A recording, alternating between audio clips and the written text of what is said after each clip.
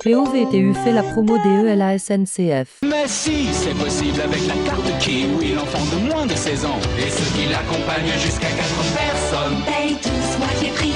La mésaventure de cet handi-athlète est largement évitable, même si c'est scandaleux ce qui s'est passé, soyons clairs. Le haut niveau, c'est souvent des détails, et là, on prouve que c'est un gros détail.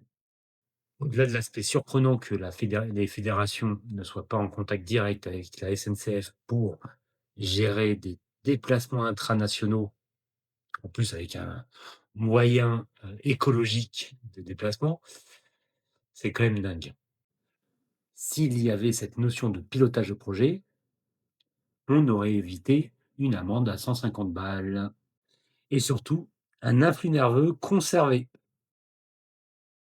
Le pilotage de projet doit considérer l'ensemble des paramètres de la performance. Et la performance, ce n'est pas que l'entraînement et la situation de compétition. C'est tout l'environnement.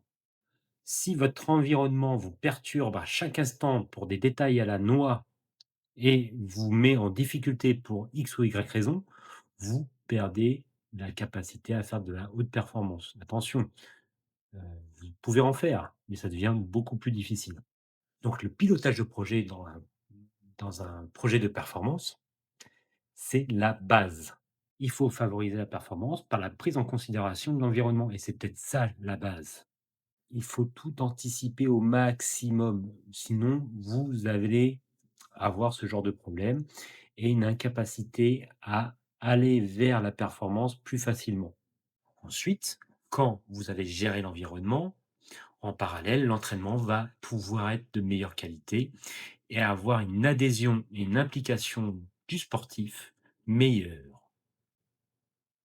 Et qu'un sportif de haut niveau français sur les listes de haut niveau qui a représenté la France et qui vit ce genre d'aventure sur le territoire français avec une société nationale, ce n'est pas normal, tant sur le plan organisationnel que sur le plan humain, sociétal. Et même dans le haut niveau amateur, même quand on n'a pas d'intendant ou des bêtises comme ça, c'est pas aux sportifs de gérer, ce genre de bêtises. Ça devrait être soit l'entraîneur, soit l'adjoint et même le préparateur physique. Même moi, je pourrais être amené à gérer ces aspects-là à la demande de l'athlète pour essayer d'optimiser son temps.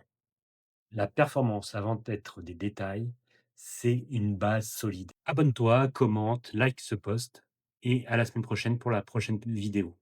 Ciao tout le monde.